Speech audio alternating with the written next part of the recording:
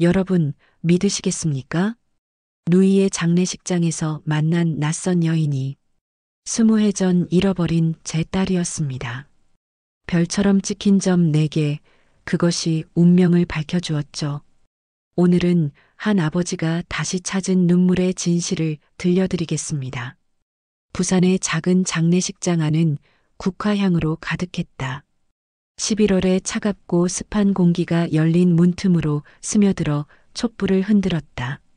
한주는 검은 정장을 입고 누이의 영정 앞에 서 있었다. 은퇴한 지하철 기관사답게 굽은 어깨와 거친 손, 그리고 평생 지하 터널을 달리며 쌓인 피로가 얼굴에 새겨져 있었다. 고인의 명복을 빕니다.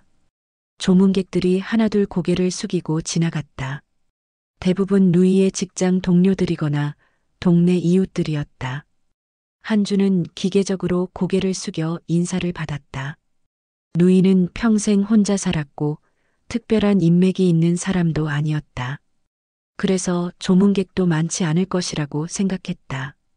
하지만 오후 늦게 마지막 조문객 무리가 들어왔을 때 한준의 시선이 한 사람에게 고정되었다.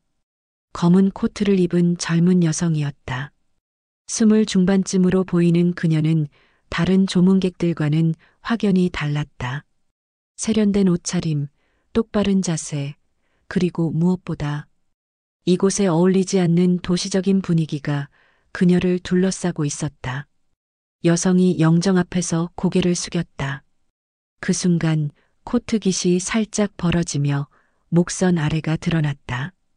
오른쪽 쇄골 위 작은 점 4개가 사다리처럼 일렬로 놓여 있었다. 한준의 심장이 급작스럽게 내려앉았다. 20해 전 5살 딸 하나라가 실종되던 날. 경찰서에서 작성한 신고서에 적힌 유일한 특징이 바로 그것이었다. 오른쪽 쇄골 위점 4개, 사다리 모양으로 배열. 그때의 기억이 쓰나미처럼 밀려왔다. 놀이터에서 잠깐 눈을 뗀 사이 사라진 아이. 수개월간 이어진 수색. 결국 미아로 처리된 사건. 실례지만 한준이 떨리는 목소리로 말을 걸었다. 어디서 뵌 적이 있나요? 여성이 고개를 들었다. 차분하고 지적인 눈동자였다.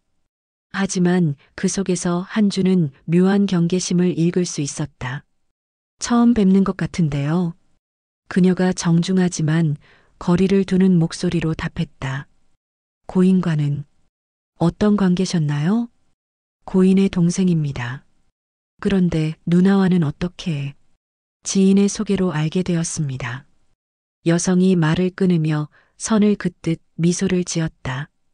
다시 한번 조의를 표합니다. 그녀가 돌아서려는 찰나 한주는 다급히 말했다. 이름이 뭐죠? 혹시?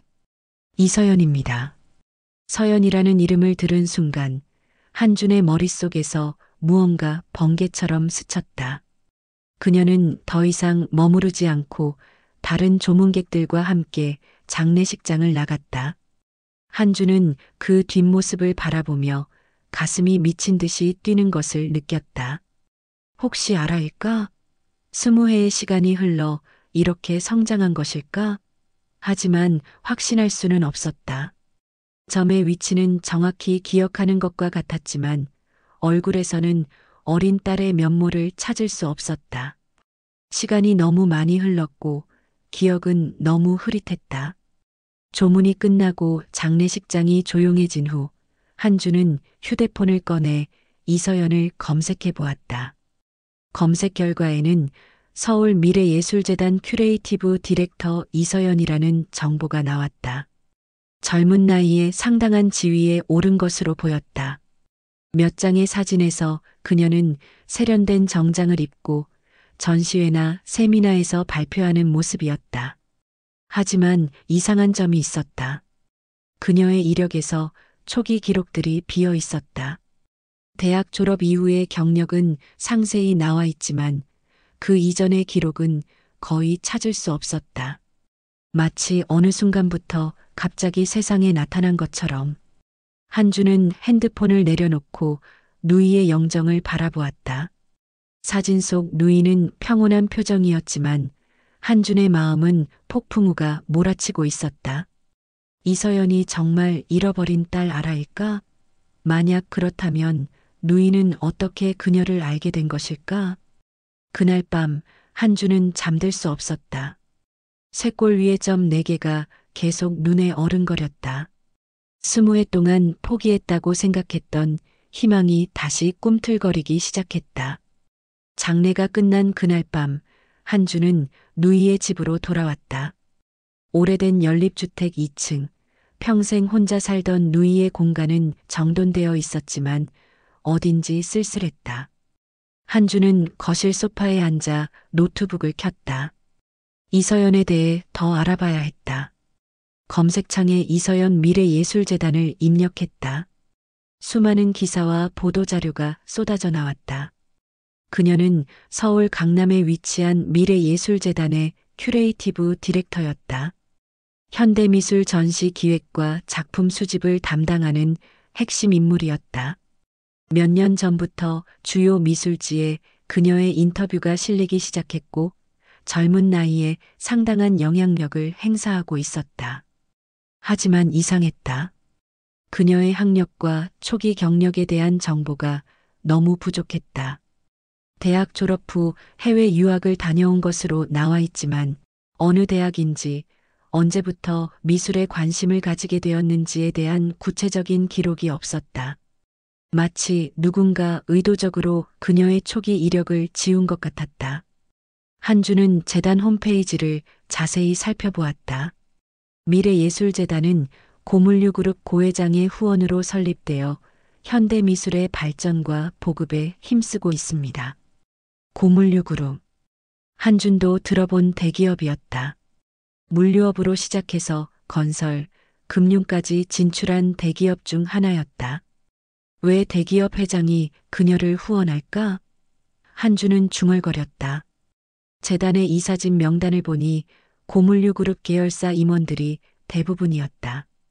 그 중에서도 이서연만이 유독 젊었고 외부 인사였다. 한준은 더 깊이 파고 들어갔다. 온라인 미술 커뮤니티, 전시 리뷰 사이트, 심지어 SNS까지 샅샅이 뒤졌다. 몇 시간의 검색 끝에 흥미로운 댓글 하나를 발견했다. 이서연 디렉터 정말 신비로운 사람이네요. 갑자기 나타나서 승승장구하고 있는데 과거 이야기는 절대 안 하더라고요. 작년 인터뷰에서 기자가 어린 시절 이야기를 물어봤는데 개인적인 일은 말하고 싶지 않다고 딱 잘라 답했어요. 한준의 심장이 다시 빨라졌다. 과거를 숨기고 싶어하는 이유가 있는 것일까? 혹시 정말로 그때 누이의 방에서 정리해야 할 것들이 있다는 걸 떠올렸다. 한준은 노트북을 덮고 누이의 침실로 향했다. 옷장을 정리하던 중 서랍 깊숙한 곳에서 낡은 열쇠 하나가 나왔다. 동전 크기의 플라스틱 태그가 달려 있었다.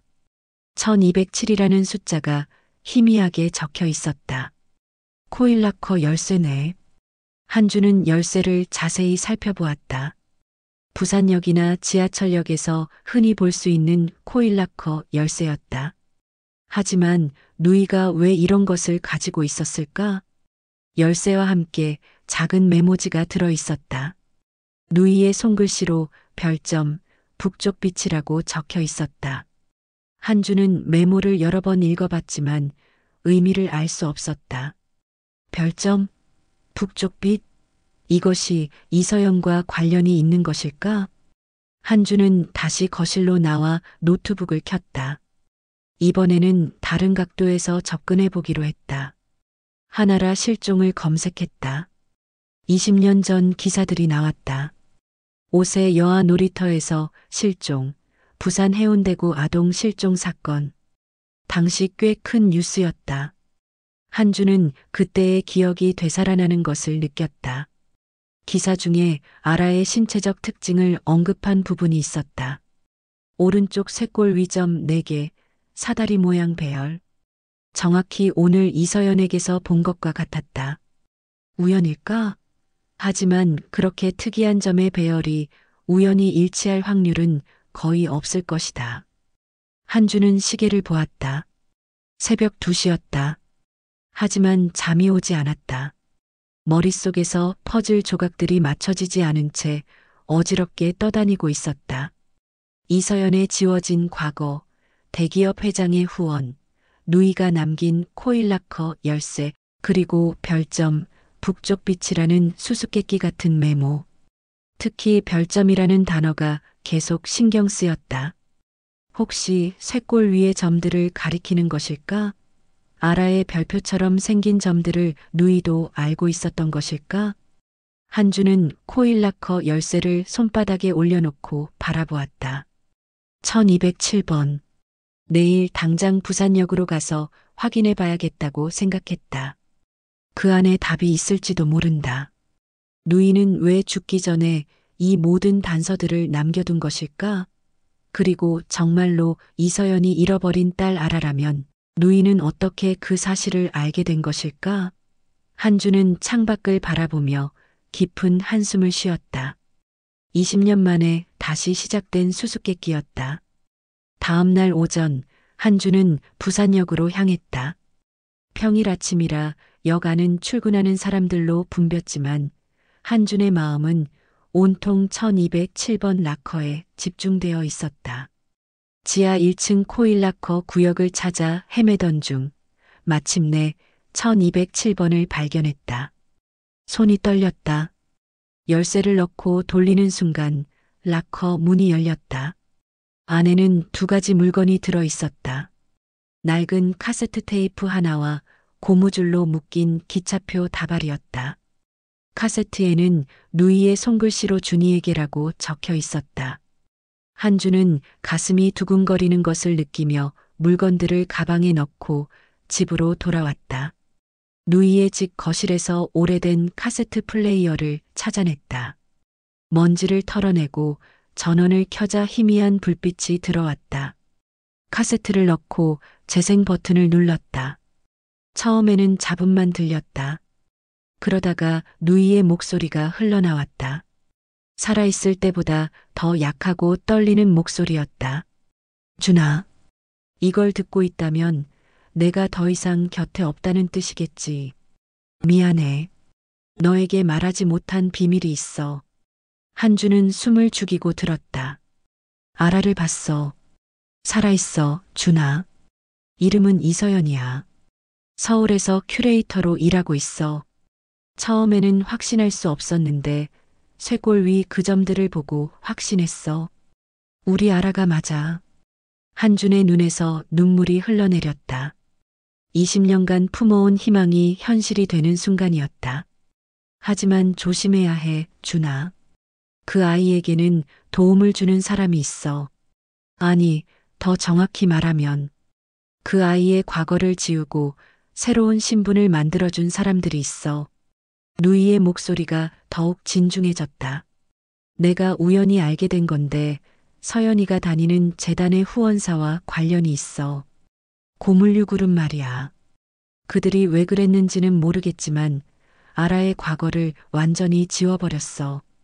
보육원 기록, 입양 서류, 모든 것을 말이야. 한주는 주먹을 꽉 쥐었다. 딸을 빼앗아간 것도 모자라 과거까지 지워버렸다는 것인가? 나는 조심스럽게 접근해 보려고 했어. 서연이에게 직접 말할 수는 없었어. 너무 위험했거든. 그래서 간접적으로 예술 관련 프로젝트를 통해 만나게 되었어. 그 아이는 정말 똑똑하고 재능이 있어, 준아. 우리 아라답게 말이야. 테이프에서 잠시 정적이 흘렀다. 그리고 누이의 목소리가 다시 들려왔다. 이번에는 더욱 불안해 보였다. 하지만 최근에 이상한 일들이 생기고 있어. 누군가 내 주변을 맴돌고 있는 것 같아. 전화도 끊기고 집 앞에 낯선 차가 서 있기도 해. 혹시 그들이 알아차린 건 아닐까? 한준의 등에 차가운 한기가 돌았다. 그래서 이 녹음을 남기는 거야. 만약 내게 무슨 일이 생기면 너라도 진실을 알아야 하니까. 준아, 서연이를 찾아가. 하지만 조심해. 그 아이 주변에는 위험한 사람들이 있어. 누이의 목소리가 급해졌다. 기차표들을 봐. 내가 서연이를 만나러 서울을 오갔던 기록들이야. 그리고 마지막 약속. 11월 15일 오후 3시 금정산 범어사 입구에서 만나기로 했어. 중요한 걸 보여주려고 했는데 11월 15일 그날은 누이가 산에서 추락사한 바로 그날이었다. 장례식 하루 전이었다. 준아, 범어사 뒤편 폐교가 있어. 거기 숨겨둔 게 있어. 서연이. 아니, 아라의 진짜 과거를 증명할 수 있는 것들이야. 별점은 그 아이의 표시였어. 북쪽 빛은 북쪽 교실을 말하는 거야. 테이프가 끝나갈 즈음 누이의 목소리가 마지막으로 들렸다. 미안해, 준아. 혼자 너무 많은 걸 짊어지려 했나 봐. 하지만 이제는 내가 해야 할 차례야. 아라를 되찾아줘. 그리고 조심해. 테이프가 멈췄다. 한주는 한동안 그 자리에 앉아 있었다. 머릿속이 복잡했다. 누이의 죽음이 단순한 사고가 아닐 수도 있다는 생각이 들었다. 11월 15일 중요한 만남을 앞두고 갑자기 산에서 추락했다는 것이 우연일까? 한주는 기차표 다발을 펼쳐보았다. 부산 서울을 오가는 KTX 표들이었다. 지난 6개월간 누이가 서울을 자주 오갔다는 증거였다. 그 모든 여행이 알아. 아니, 서연을 위한 것이었다. 가장 최근 표는 11월 14일 부산행이었다. 누이는 서울에서 마지막 만남을 갖고 부산으로 돌아와 다음 날 범어사에서 서연을 만나려 했던 것이다. 하지만 그 약속을 지키지 못했다. 한주는 결심했다. 범어사 뒤편의 폐교를 찾아가야 했다. 누이가 목숨을 걸고 숨겨둔 진실이 거기 있을 것이다. 그리고 그 후에는 서연을 다시 만나야 했다. 이번에는 모든 걸 알려주고 싶었다. 창밖으로 저녁 노을이 지고 있었다. 한주는 카세트를 다시 재생했다. 누이의 목소리를 한 번 더 듣고 싶었다. 20년 만에 찾은 희망과 누이에 대한 그리움이 가슴을 저몄다. 이틀 후 한주는 KTX를 타고 서울로 향했다. 누이가 수없이 오갔을 그 길을 따라가는 기분이었다. 차창 밖으로 스쳐가는 풍경을 보며 그는 20년 전 실종 신고를 하러 경찰서에 갔던 날을 떠올렸다. 그때와 똑같이 가슴이 두근거리고 손에 땀이 났다. 미래예술재단은 서울 강남구 청담동에 위치했다. 현대적인 유리 건물로 1층 로비부터 예술적인 분위기가 물씬 풍겨났다. 벽면에는 현대미술 작품들이 걸려 있었고 대리석 바닥은 한준의 낡은 구두 소리를 메아리치게 했다. 리셉션 데스크에 앉은 젊은 남성 직원이 한준을 올려다보았다. 정장을 입었지만 어딘지 어색해 보이는 한준의 모습에 살짝 경계하는 눈빛을 보였다. 어떻게 오셨나요? 이서연 디렉터와 면담을 하고 싶습니다. 예약은 하셨나요? 디렉터님은 매우 바쁘신 일정으로. 급한 일입니다. 개인적인 중요한 용건이 있어서요. 리셉션 직원은 내선 전화를 걸었다. 잠시 대화를 나눈 후 고개를 저었다. 죄송합니다. 오늘은 일정이 가득해서 면담이 어렵다고 하네요. 다른 날로 예약을 잡아드릴까요? 한주는 실망스러웠지만 물러설 수 없었다. 로비 한편의 소파에 앉아 기다리기로 했다. 혹시 서연이 나타나면 직접 말을 걸 수 있을지도 몰랐다. 1시간 정도 지났을 때 엘리베이터 문이 열리며 익숙한 목소리가 들려왔다. 권민 씨, 오후 스케줄 변경 사항 있나요? 한주는 고개를 들었다. 이서연이 30대 초반으로 보이는 남성과 함께 로비로 내려오고 있었다. 그녀는 회색 정장을 입고 있었고 장례식장에서 봤을 때보다 더욱 세련되고 당당해 보였다. 권민 씨가 비서인가 보군. 한주는 속으로 중얼거리며 자리에서 일어났다. 디렉터님, 한준이 큰 소리로 불렀다. 서연이 돌아보았다. 한준의 얼굴을 인식하는 데는 몇 초가 걸렸다. 그녀의 표정이 순간 경직되었다. 장례식장에서 뵌, 예, 한준입니다. 한준이 다가가며 말했다. 중요한 얘기가 있어서 찾아왔습니다. 권민이 서연과 한준 사이에 미묘하게 끼어들었다. 보호하는 듯한 자세였다. 디렉터님, 오후 회의가.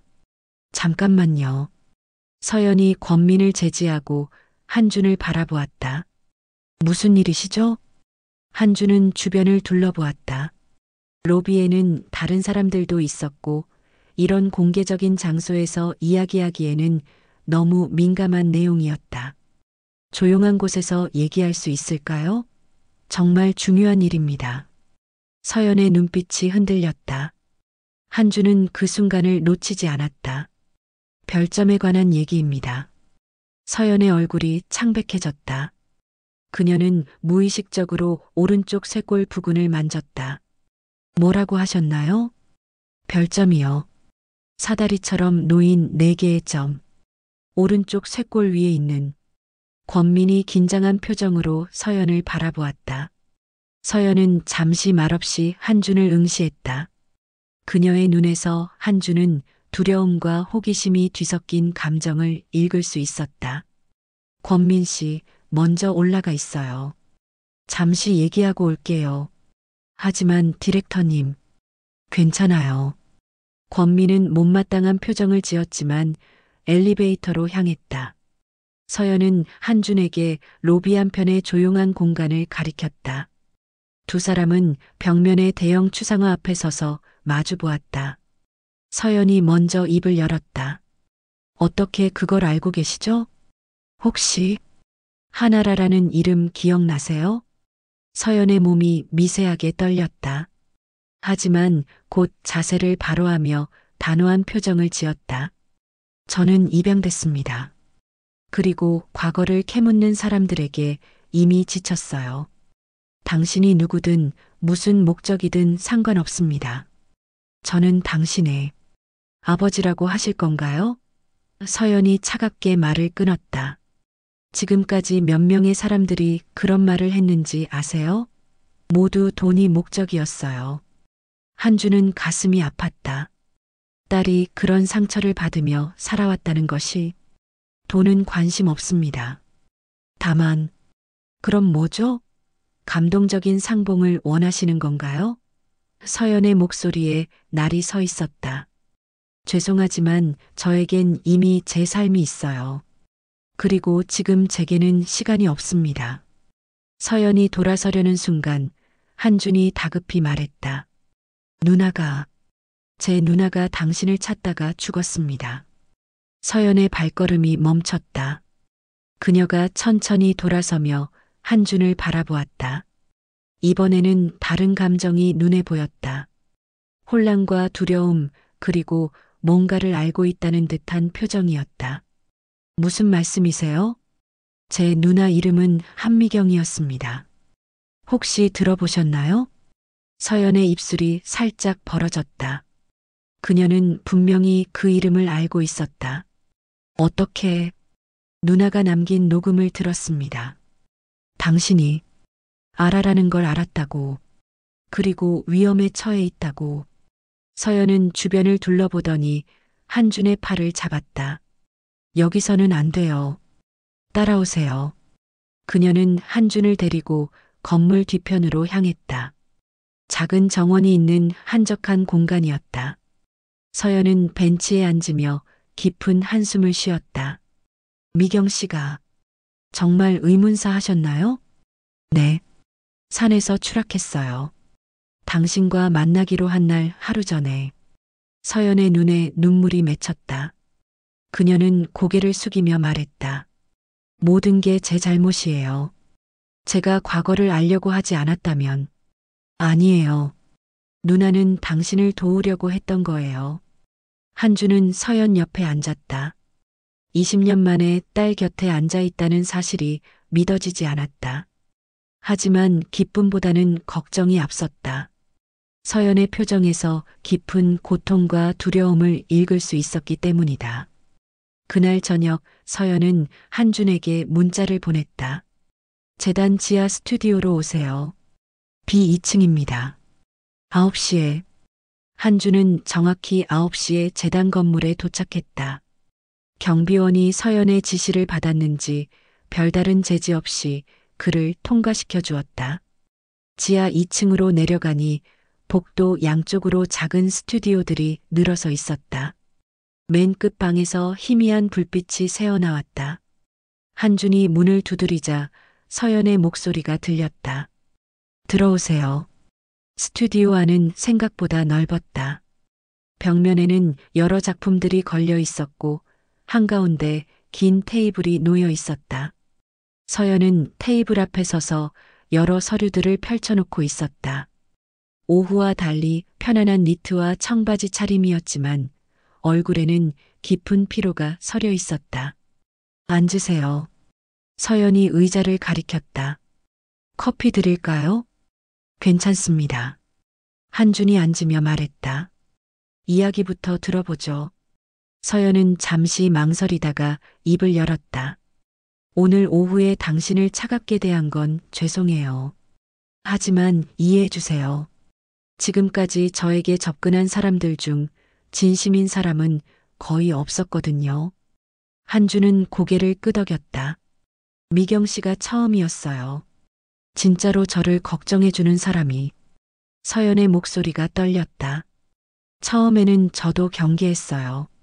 하지만 몇 번 만나면서 그분이 정말로 저를 도우려고 한다는 걸 알게 됐죠. 누나가 어떻게 당신을 찾았나요? 예술계는 생각보다 좁아요. 미경 씨는 지역 문화센터에서 자원봉사를 하고 계셨는데 제가 부산에서 전시를 할 때 만나게 됐어요. 처음에는 그냥 관심 있는 분 정도로 생각했는데 서연이 테이블 위에 사진 한 장을 한준에게 건넸다. 어린아이의 사진이었다. 5살 정도로 보이는 여자아이가 환하게 웃고 있었다. 이 사진을 보여주셨어요.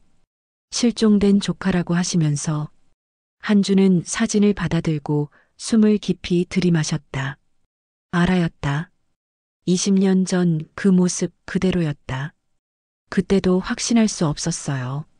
하지만 미경 씨가 제 쇄골의 점들을 보고 나서 울기 시작하셨거든요. 그제서야 저도 뭔가 이상하다는 걸 느꼈어요. 서연이 일어나 창가로 걸어갔다. 밖으로는 서울의 야경이 보였다. 사실 저는 아프거든요. 재생불량성 빈혈이에요. 6개월 전에 진단받았어요. 한준의 가슴이 철렁 내려앉았다. 골수이식이 필요한 상황이에요. 하지만 제 의료 기록은 엉망이에요. 입양 과정에서 많은 것들이 누락되거나 조작되었거든요. 조작되었다니요? 서연이 돌아서서 한준을 바라보았다. 그녀의 눈에는 분노와 슬픔이 뒤섞여 있었다.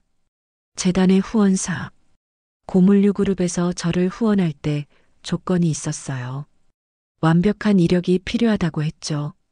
출신이나 과거가 문제가 될 수 있으니 깨끗하게 정리하라고요. 한준은 주먹을 꽉 쥐었다. 그래서 과거를 지운 거군요. 제가 동의한 건 아니에요. 하지만 거부할 수도 없었어요. 이 기회를 놓치면 다시는 이런 직책을 얻을 수 없을 거라고 했거든요. 서연이 테이블로 돌아와 또 다른 서류를 꺼냈다. 병원 진단서였다. 지금 제 상태는 6개월 정도밖에 시간이 없어요. 골수이식을 받지 못하면. 한준은 서류를 받아보았다. 의학 용어들이 가득했지만 심각한 상태라는 것은 알 수 있었다. 그런데 이식을 받으려면 정확한 병력이 필요해요. 가족력, 과거 병력, 혈액형 변화 등등. 하지만 제 기록은 도용과 누락의 덩어리예요. 미경 씨가 그걸 도와주려고 했던 거군요. 네. 제 진짜 과거를 찾아주시려고 했어요. 보육원 기록, 입양 서류, 모든 것을 추적하고 계셨어요. 서연의 목소리가 점점 작아졌다. 그런데 며칠 전부터 이상한 일들이 계속 생겼어요. 누군가 제 움직임을 감시하는 것 같았어요. 미경 씨도 같은 얘기를 하셨고요. 위험하다는 걸 알고 있었다는 거군요. 네. 그래서 마지막 만남을 약속했어요. 중요한 증거를 보여주신다고 하셨는데 서연의 눈에 다시 눈물이 맺혔다. 제가 더 조심했어야 했는데 미경 씨를 위험에 빠뜨렸어요. 한주는 일어나서 서연에게 다가갔다. 그건 당신 잘못이 아니에요. 딸을 찾으려는 아버지와 그 딸을 도우려던 고모의 선택이었을 뿐이에요. 정말 제 아버지세요? 한주는 깊이 고개를 끄덕였다. 확실히 하려면 검사를 해봐야겠지만 제 마음은 이미 확신하고 있어요. 서연이 고개를 저었다. 검사는 의미가 없어요. 설령 혈연 관계가 확인된다고 해도 이 식에 도움이 될 확률은 낮거든요. 부모와 자식 간에도 적합성은 25% 정도밖에. 그래도 해봅시다. 한준이 단호히 말했다. HLA 검사부터 시작해요. 이유는 묻지 말고. 왜 그러세요? 당신에게 무슨 이득이? 20년 동안 잃어버린 딸을 찾아 헤맸어요. 이제 찾았는데 다시 잃을 순 없어요. 서연은 한준을 바라보았다. 그녀의 눈동자에서 한준은 구원에 대한 희망과 동시에 깊은 경계심이 함께 흔들리는 것을 볼 수 있었다. 하지만 만약 정말로 이식이 성공한다면 그들이 가만두지 않을 거예요. 그들이 누구죠? 고물류 그룹의 사람들이요. 제가 과거를 되찾으려 하는 걸 좋아하지 않아요. 특히 이번 일로 언론의 관심을 받게 되면. 서연이 책상 서랍에서 또 다른 서류를 꺼냈다. 재단의 공식 문서였다. 사실 재단에는 다른 문제도 있어요. 작품 구입 과정에서 의혹이 제기되고 있거든요.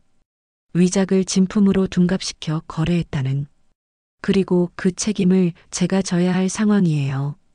한주는 이제야 상황의 전체적인 그림이 보이기 시작했다. 서연은 단순히 병든 입양아가 아니었다. 거대한 이권 구조 속에서 이용당하고 있는 희생자였다. 그래서 더욱 서둘러야 해요. 한준이 말했다. 검사부터 받고 그 다음 일은 그때 생각해 봅시다. 서연은 잠시 망설이다가 고개를 끄덕였다. 하지만 그녀의 표정에는 여전히 불안이 가득했다. 일주일 후 서울대병원 혈액내과. 한준과 서연은 문기현 교수의 진료실에 나란히 앉아 있었다. 검사 결과지를 들여다보는 문 교수의 표정이 점점 놀라움으로 변해갔다. 이상하네요. 문 교수가 중얼거리며 결과지를 다시 확인했다. 정말 부녀지간이 맞나요? 아직 확실하지 않습니다. 서연이 조심스럽게 답했다. 그래서 친자 확인도 함께 의뢰드렸는데 HLA 검사 결과만 봐도 충분히 알 수 있을 것 같은데요. 문 교수가 안경을 벗어내며 말했다. 10개 항목 중 8개가 일치합니다. 이 정도면 형제자매 수준이에요. 한준의 심장이 빨라졌다. 그게 무슨 의미인가요? 일반적으로 부모와 자식 간에는 50% 정도의 적합성을 보입니다. 하지만 한준 씨의 경우는 거의 80%에 가깝네요. 혈연 관계가 아닌 사람에게서는 보기 힘든 수치입니다. 문 교수는 컴퓨터 화면을 돌려 두 사람에게 보여주었다. 복잡한 수치들이 나열되어 있었지만 대부분이 일치 또는 적합으로 표시되어 있었다. 더 놀라운 건 이것입니다. 문 교수가 화면을 가리켰다. 한준 씨는 범용 공여자에 가까운 타입이에요. 즉, 많은 사람들에게 골수를 제공할 수 있는 매우 드문 경우입니다. 서연은 믿을 수 없다는 표정으로 화면을 바라보았다. 그럼 이식이 가능하다는 건가요? 가능한 정도가 아니라 최적의 조건이에요. 이 정도 적합성이면 성공률이 90% 이상입니다. 문 교수가 미소를 지었다. 정말 드문 경우입니다. 내 평생 혈액내과에서 일하면서 이런 경우는 처음 봐요. 한주는 서연의 손을 잡았다. 그녀의 손이 떨리고 있었다. 아직 친자 확인 결과가 나오지 않았는데 서연이 웅얼거렸다. 결과가 나와도 마찬가지일 겁니다. 문 교수가 단언했다. 이 정도 HLA 적합성은 직계 가족에게서만 나올 수 있어요. 그때 진료실 문이 열렸다. 간호사가 들어와 봉투 하나를 문 교수에게 건넸다. 친자 확인 결과 나왔습니다. 문 교수가 봉투를 뜯어 결과지를 확인했다. 그의 눈썹이 살짝 올라갔다. 친자 가능성 99.97%. 의학적으로는 100%라고 봐도 무방합니다. 서연이 조용히 눈을 감았다. 20년간 궁금해했던 자신의 정체성이 마침내 확인되는 순간이었다. 그런데 문 교수가 심각한 표정을 지었다. 서연 씨 상태가 많이 악화되었네요. 지난주 검사 결과와 비교해보니 혈소판 수치가 더 떨어졌어요.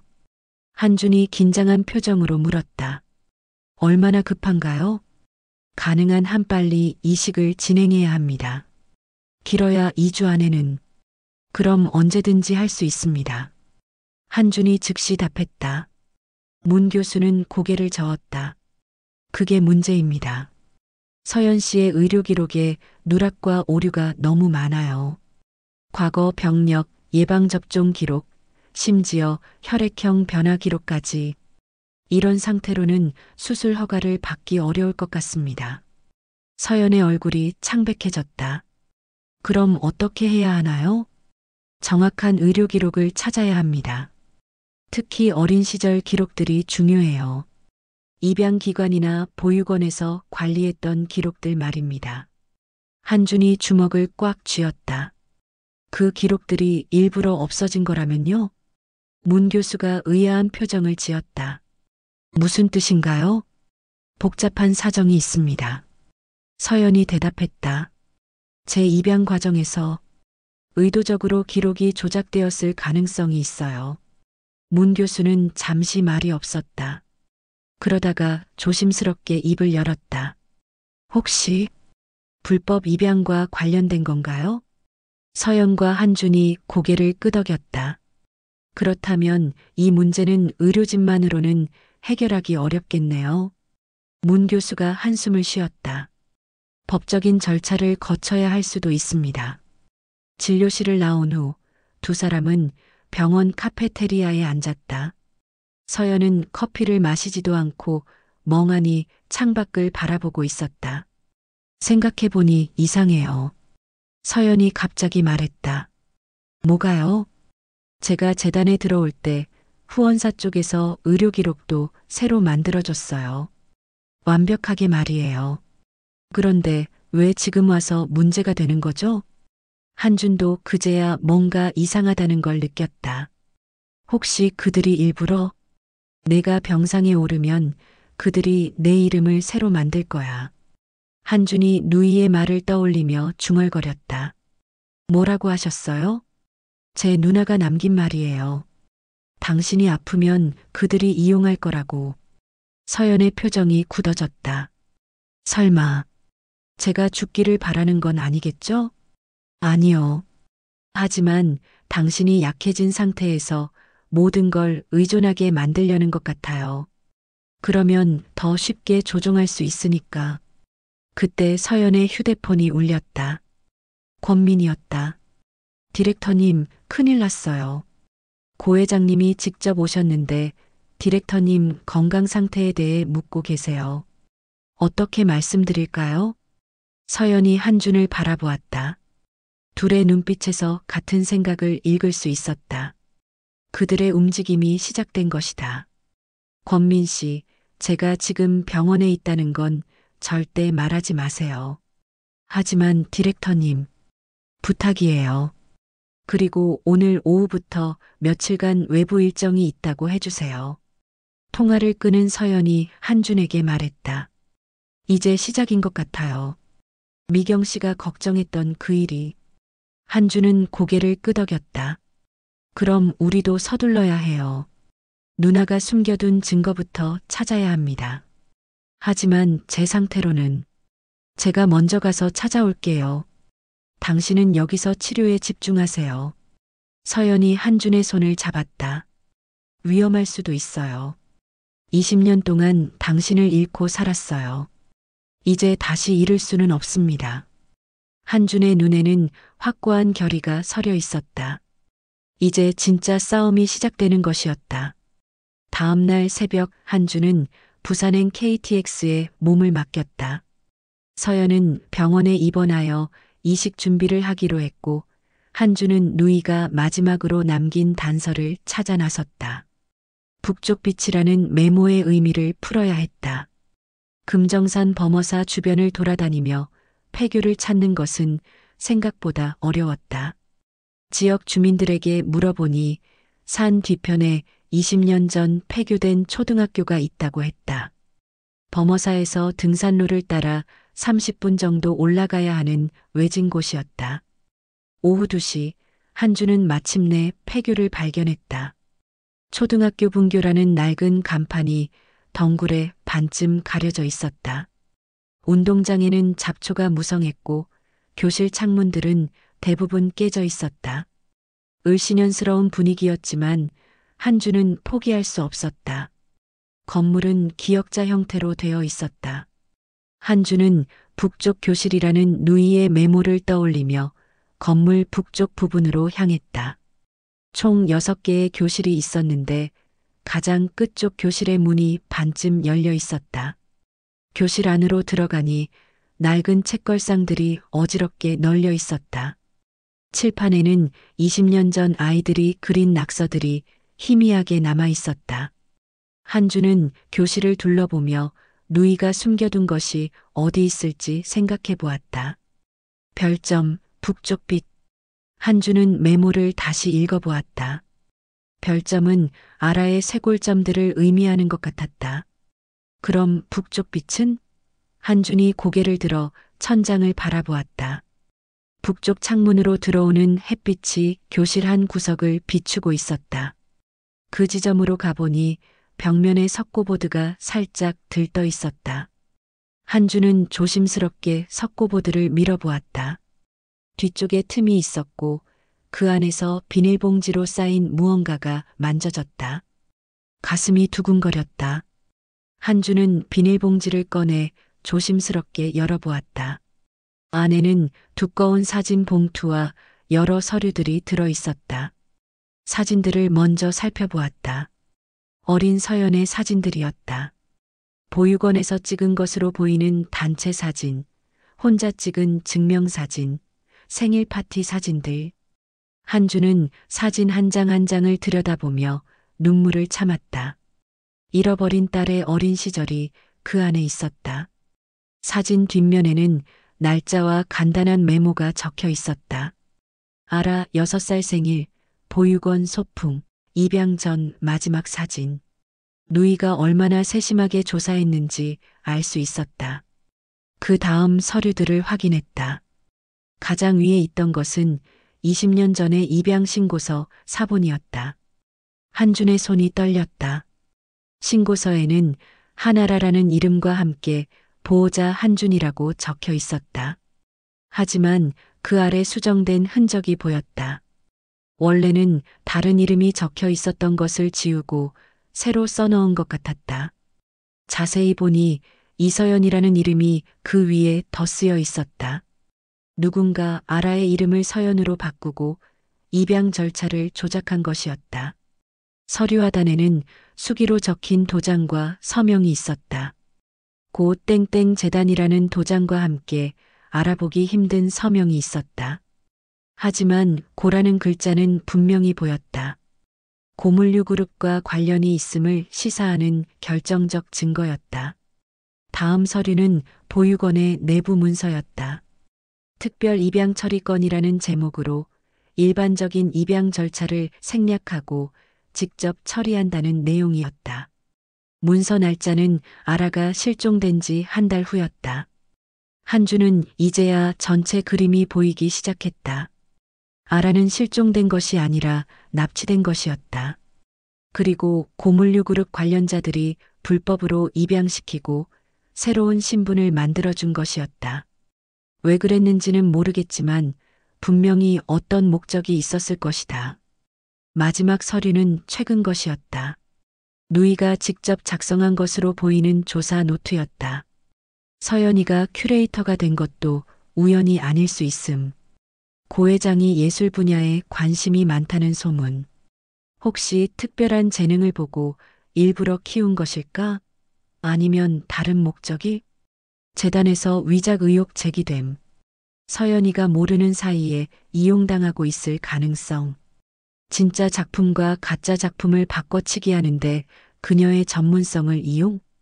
서연이가 아프다는 걸 알고 있는 것 같음. 누군가 의료진과 연결되어 있을 가능성. 치료를 미루게 하여 더욱 의존적으로 만들려는 것 같음. 한주는 마지막 메모를 읽으며 소름이 돋았다. 만약 서연이가 진실을 알게 되면 위험할 수 있음. 그들에게 서연이는 완벽한 도구여야 함. 과거를 기억하는 서연이는 필요하지 않을 것. 누이는 이미 모든 걸 파악하고 있었다. 서연이 단순한 입양아가 아니라 거대한 음모의 중심에 있는 인물이라는 것을. 그리고 그 진실이 밝혀지면 서연의 생명이 위험할 수도 있다는 것을. 한주는 모든 자료를 다시 비닐봉지에 넣고 가슴에 품었다. 이제 서울로 돌아가야 했다. 서연에게 이 모든 걸 보여주고 함께 대응 방안을 세워야 했다. 폐교를 나서며 한주는 뒤돌아보았다. 이곳에서 누이는 얼마나 많은 시간을 보내며 진실을 찾으려 했을까?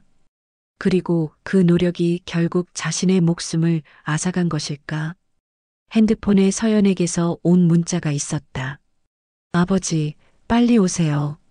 이상한 사람들이 병원 주변을 맴돌고 있어요. 한준의 가슴이 철렁했다. 그들의 추적이 시작된 것이다. 한주는 서둘러 산을 내려가기 시작했다. 서울로 돌아온 한주는 곧바로 병원으로 향했다. 서연은 격리병동에 입원해 있었는데 면회 시간이 지나 만날 수 없었다. 간호사를 통해 전해 들은 이야기로는 오후부터 정체불명의 사람들이 병원 로비와 주차장을 어슬렁거렸다고 했다. 다음 날 아침 한주는 서연과 만나 폐교에서 찾은 자료들을 보여주었다. 서연은 자신의 어린 시절 사진들을 보며 오랫동안 말이 없었다. 특히 입양 서류의 조작 흔적을 확인했을 때는 손이 심하게 떨렸다. 정말 모든 게 거짓이었던 거네요. 서연의 목소리가 메말랐다. 제 이름도, 제 과거도, 심지어 제 재능까지도. 재능은 진짜예요. 그건 아무도 만들어낼 수 없는 거니까요. 한준의 위로에도 서연의 표정은 어둡기만 했다. 그녀는 창밖을 바라보며 말했다. 어제 권민희가 와서 이상한 얘기를 했어요. 고 회장이 제게 특별한 프로젝트를 맡기고 싶어 한다고요. 병이 나으면 해외에서 요양하면서 일할 수 있도록 해주겠다고. 함정이에요. 당신을 더 멀리 데려가서 통제하려는 거예요. 서연이 한준을 바라보았다. 그녀의 눈에는 결의가 서려 있었다. 이제 그만 당하고 싶어요. 진실을 밝혀야겠어요. 위험할 수 있어요. 어차피 가만히 있어도 위험한 상황이잖아요. 그럼 차라리 싸워보는 게 낫죠. 그날 오후 서연은 병원에서 전화를 걸었다. 여러 언론사에 연락해 긴급 기자회견을 요청했다. 처음에는 거절하는 곳이 많았지만 미래예술재단의 위작거래, 의혹과 개인적 진실이라는 제목을 제시하자 관심을 보이기 시작했다.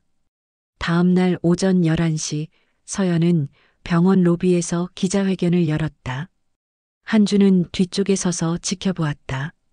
서연은 병원복 위에 가디건을 걸친 채로 나타났다. 여전히 아픈 모습이었지만 그녀의 눈빛만은 예전과 달랐다. 안녕하세요. 미래예술재단 큐레이티브 디렉터 이서연입니다.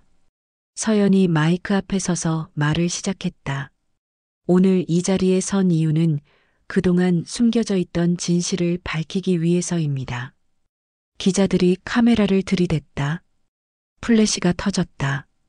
저는 20년 전 실종 신고된 한아라입니다. 그리고 지금까지 제가 믿어왔던 제 정체성은 모두 조작된 것이었습니다. 기자들 사이에서 술렁임이 일었다. 미래예술재단과 그 후원사인 고물류그룹은 저를 이용해 위작을 진품으로 둔갑시키는 거래를 진행해 왔습니다. 저는 그 사실을 모른 채 전문가로서 진품 인증을 해왔고 그들은 그것을 이용해 막대한 이익을 얻었습니다. 한 기자가 손을 들었다. 구체적인 증거가 있나요?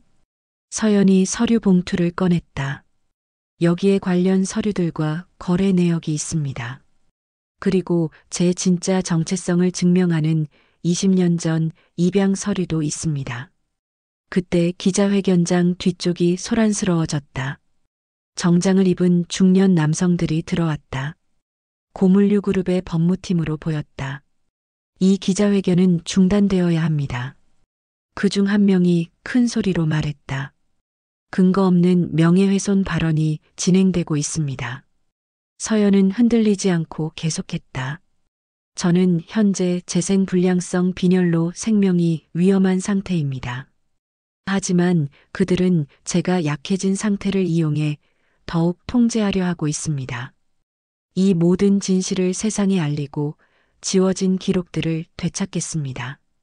법무팀 사람들이 더 가까이 다가오려 했지만 기자들과 병원 보안 요원들이 막아섰다.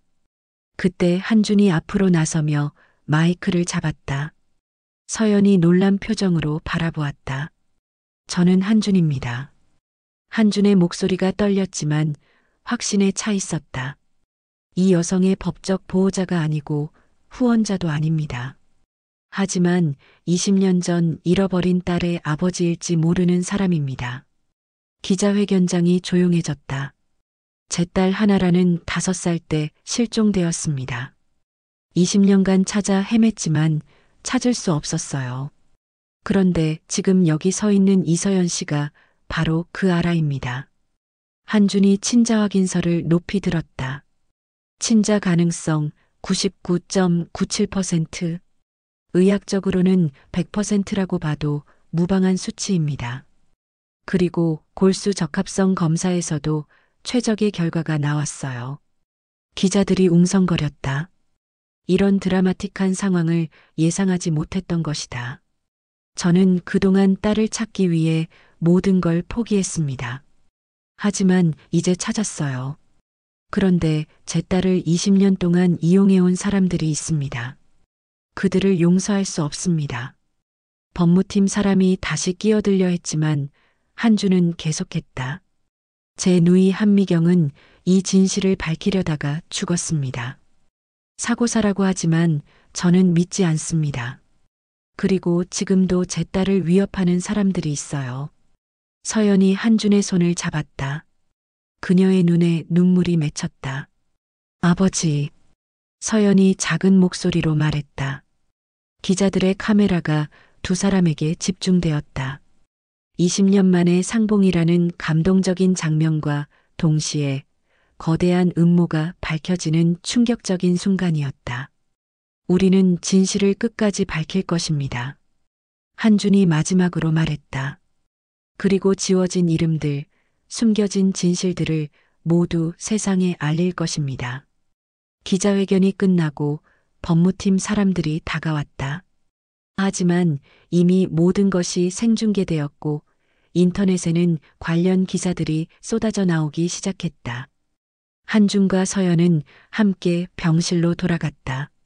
서연은 지쳐 보였지만 그녀의 표정에는 해방감이 보였다. 이제 진짜 시작이에요. 서연이 말했다. 네.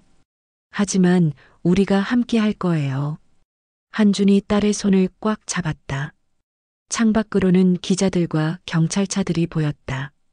이제 더 이상 숨을 곳은 없었다. 하지만 그것이 오히려 그들에게는 희망이었다. 진실이 세상에 알려진 이제 더 이상 숨어서 당하고만 있을 필요는 없었다. 기자회견 이틀 후 서연의 상태가 급격히 악화되었다. 혈소판 수치가 위험 수준까지 떨어지면서 응급 이식 수술이 필요한 상황이 되었다. 문기현 교수는 더 이상 미룰 수 없다고 판단했다. 오늘 밤 12시에 수술을 시작하겠습니다. 문 교수가 한준에게 말했다. 기자회견 때문에 스트레스를 많이 받으신 것 같아요. 몸의 면역 체계가 더욱 약해졌습니다. 한준은 고개를 끄덕였다. 서연을 위해서라면 무엇이든 할 준비가 되어 있었다. 수술 전 준비실에서 마지막 동의서에 서명하는 동안 서연이 조용히 물었다. 아버지, 왜 저를 믿으세요? 한준은 펜을 멈추고 서연을 바라보았다. 그녀는 수술복을 입고 있었지만 20년 전 잃어버린 5살 아라의 모습이 겹쳐 보였다. 믿는다는 게 아니에요. 한준이 창밖을 보며 천천히 말했다. 철길을 보면 두 가닥이 나란히 달리잖아요. 서로 만날 것 같지만 평행선이죠. 하지만 결국 같은 방향으로 가요. 멀리서 보면 하나의 점에서 만나는 것처럼 보이고. 서연이 한준의 말을 조용히 들었다. 당신의 별점도 제 하루하루도 그런 것 같아요. 20년 동안 다른 길을 걸었지만 결국 같은 곳을 향해 가고 있었던 거죠. 그곳에서 우리가 만났으니까. 서연의 눈에 눈물이 맺혔다.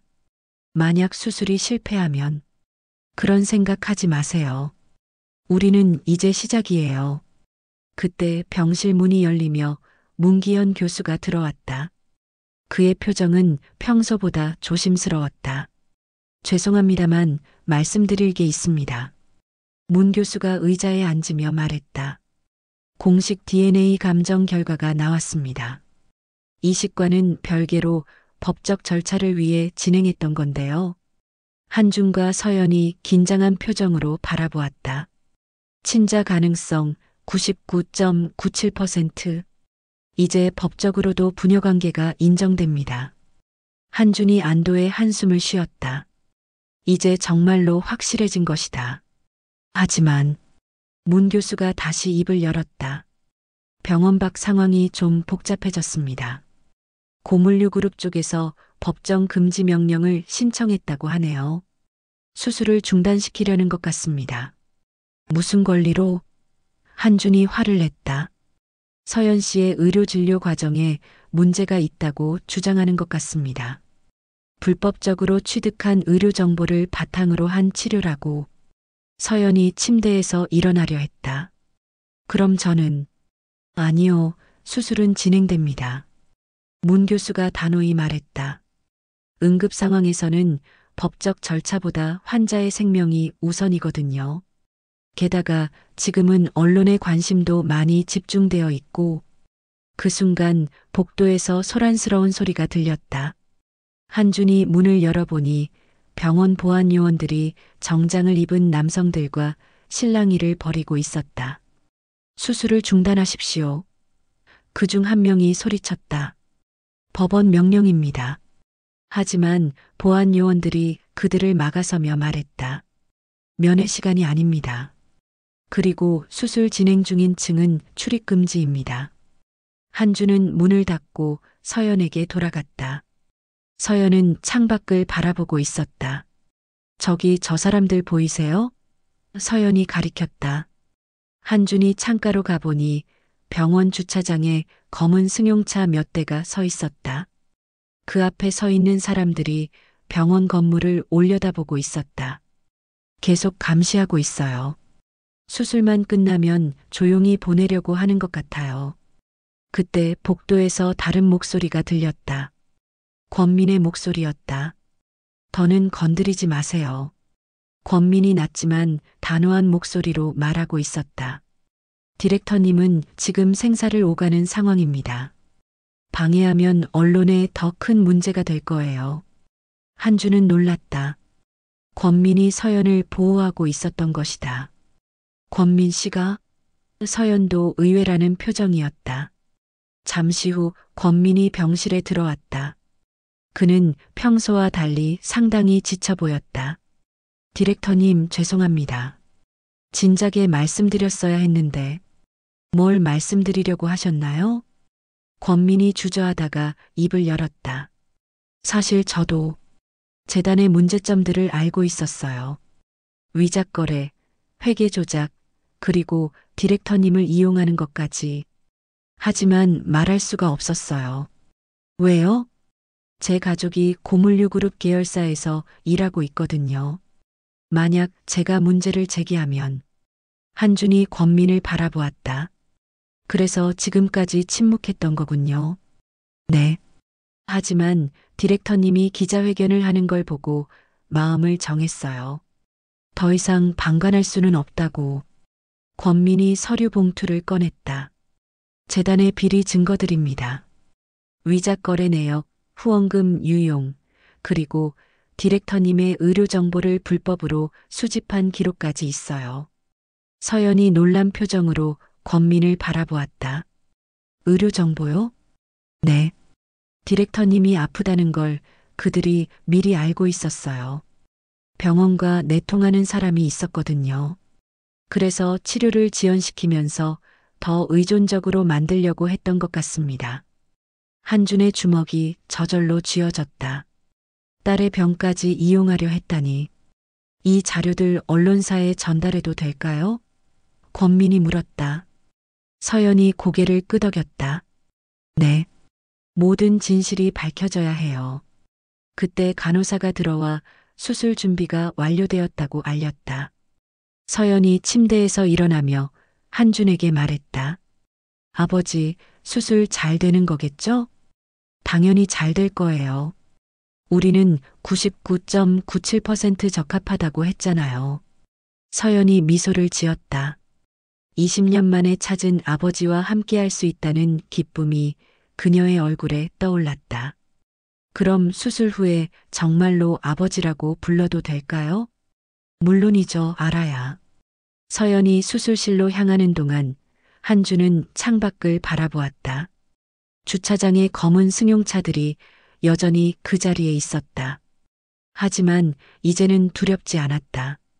진실이 세상에 알려진 이상 그들도 함부로 행동할 수는 없을 것이다. 밤하늘에 별들이 떠오르고 있었다.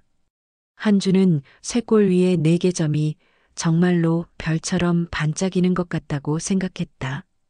지워지기를 강요받았던 그 자리들이 드디어 자기 이름을 되찾고 있었다. 6시간의 수술이 끝났다. 문기현 교수가 수술실에서 나오며 엄지손가락을 치켜 세웠다. 한주는 그 순간 무릎이 꺾일 것 같았다. 20년간 기다려온 기적이 마침내 현실이 되었다. 이식은 완벽하게 성공했습니다. 문 교수가 마스크를 벗으며 말했다. 적합성이 워낙 좋아서 거부 반응도 거의 없을 것 같아요. 며칠만 지나면 정상적인 생활이 가능할 겁니다. 회복실에서 눈을 뜬 서연은 여전히 약한 모습이었지만 얼굴에는 생기가 돌고 있었다. 한주는 딸의 침대 곁에 앉아 조용히 기다렸다. 아버지. 서연이 희미한 목소리로 불렀다. 여기 있어, 알아야. 서연의 손이 약하게 한준의 손을 찾았다. 한준은 그 작은 손을 2손으로 감쌌다. 그때 문기현 교수가 봉투를 들고 들어왔다. 얼굴에는 미소가 번져 있었다. 좋은 소식이 또 있어요. 문 교수가 봉투에서 서류를 꺼냈다. 최종 DNA 검사 결과입니다. 친자 가능성 99.97%. 이제 의학적으로, 법적으로 완전히 확인되었습니다. 서연이 조용히 눈을 감았다. 그리고 몇 초 후 다시 눈을 뜨며 한준의 손을 꽉 잡았다. 아버지. 이번에는 확신에 찬 목소리였다. 알아야. 한준의 목소리가 떨렸다. 20년 만에 진짜 상봉이었다. 더 이상 의심도 불안도 없는 순수한 부녀의 만남이었다. 하지만 이들의 감동적인 시간은 오래 지속될 수 없었다. 회복실 복도에서 소란스러운 소리가 들려왔다. 고물류 그룹 법무팀이 다시 나타난 것이다. 이서연 씨의 사임서입니다. 한 변호사가 서류를 흔들며 말했다. 재단에서 일어난 모든 문제에 대한 책임을 지고 사임한다는 내용입니다. 하지만 서연은 그 서류를 받아들고는 천천히 찢어버렸다. 종이 조각들이 바닥에 흩날렸다. 저는 사임하지 않아요. 서연의 목소리는 약했지만 단호했다. 그리고 이제 제 이름을 정확히 말할 수 있어요. 서연이 침대에서 일어나려 했다. 한준이 부축했다. 나는 이서연이자 하나라입니다. 서연이 변호사들을 바라보며 말했다.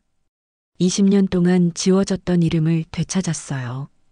그리고 이제 모든 진실을 밝힐 거예요. 변호사들이 당황한 표정을 지었다. 이들은 약하고 의존적인 서연을 상대해 왔는데 지금의 서연은 완전히 달랐다. 사라진 이름들도 함께 되찾을 거예요. 서연이 계속했다. 보육원에서 함께 자란 친구들, 불법 입양으로 정체성을 잃은 아이들, 그리고 위작으로 이름이 지워진 진짜 화가들까지 모든 이름을 캔버스 위로 다시 올릴 겁니다. 한주는 딸의 말을 들으며 가슴이 벅찼다. 이것이 진짜 아라였다. 정의감이 강하고 다른 사람을 위해 싸울 줄 아는 딸이었다. 변호사들은 더 이상 할 말이 없었다.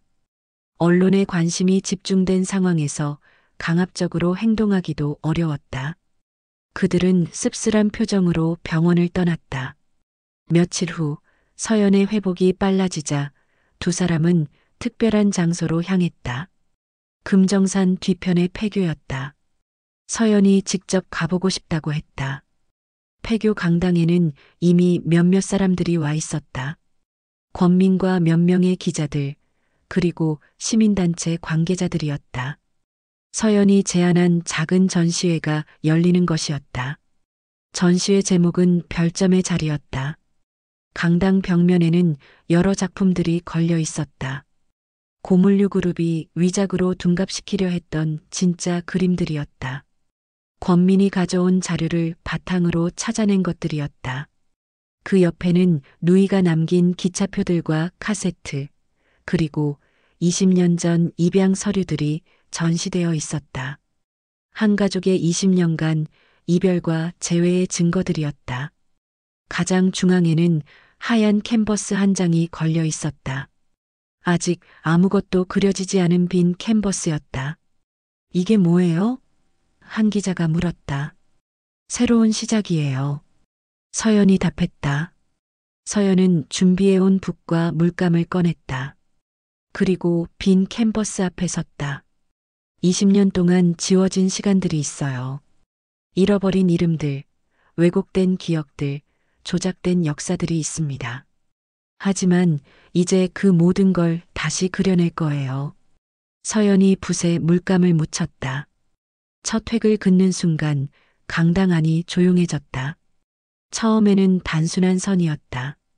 하지만 그 선이 점점 복잡해지면서 형태를 갖추기 시작했다. 지워진 시간들이 선이 되고 선들이 모여 형상을 만들었다. 한주는 딸이 그림을 그리는 모습을 바라보며 눈물을 흘렸다. 20년 전에도 아라는 그림 그리기를 좋아했다. 그때의 재능이 이렇게 꽃피운 것이다. 아름답구나.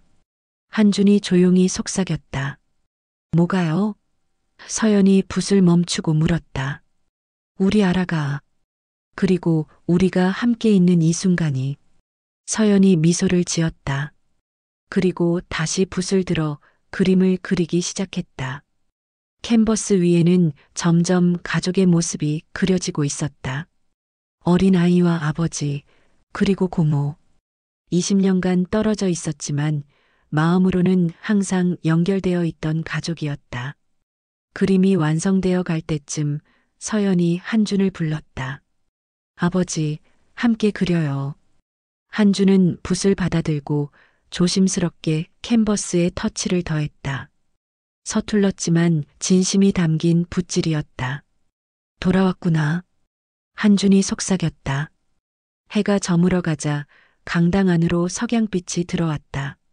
서연의 오른쪽 쇄골 위 4개의 점이 그 빛을 받아 미세하게 반짝였다.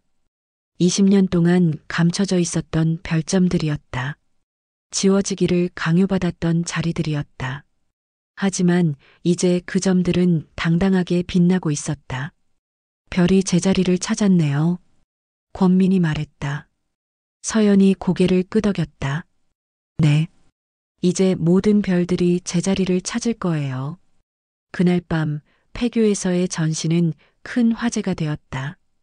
언론들은 20년 만에 가족 상봉과 대기업 비리 폭로라는 2가지 스토리를 동시에 다뤘다. 하지만 한준과 서연에게 가장 중요한 것은 그런 화제성이 아니었다. 진짜로 중요한 것은 이제 서로를 아버지와 딸이라고 부를 수 있다는 것이었다. 며칠 후 서연은 완전히 회복되어 퇴원했다. 그리고 새로운 삶을 시작했다. 미래예술재단은 떠났지만 그녀에게는 더 큰 꿈이 있었다. 지워진 이름들을 되찾아주는 일이었다. 서연은 작은 갤러리를 열었다. 그곳에서 불법 입양으로 정체성을 잃은 사람들의 이야기를 전시했다. 위작으로 이름이 가려진 진짜 화가들의 작품도 소개했다. 한주는 부산과 서울을 오가며 딸을 도왔다. 20년간 잃어버렸던 시간을 되찾기 위해서였다. 그렇게 한 해가 흘렀다. 어느 봄날 서연이 한준에게 전화를 걸었다. 아버지, 좋은 소식이 있어요. 보육원에서 함께 자란 친구를 찾았어요. 그 아이도 불법 입양으로 정체성을 잃었었는데 이제 진짜 가족을 찾게 됐어요. 한주는 전화기 너머로 딸의 기쁜 목소리를 들으며 미소를 지었다. 지워진 자리들이 하나씩 자기 이름을 되찾고 있었다. 그리고 그 중심에는 별점 4개가 있었다. 더 이상 숨어야 할 필요가 없는 당당한 별들이 있었다. 20년 동안 지워졌던 이름, 그 별들은 끝내 제자리를 찾았습니다. 아버지와 딸로 다시 만날 수 있었던 건 진실을 포기하지 않았기 때문이겠죠. 혹시 지금 여러분 곁에도 놓쳐버린 인연이나 되찾고 싶은 이름이 있지 않으신가요?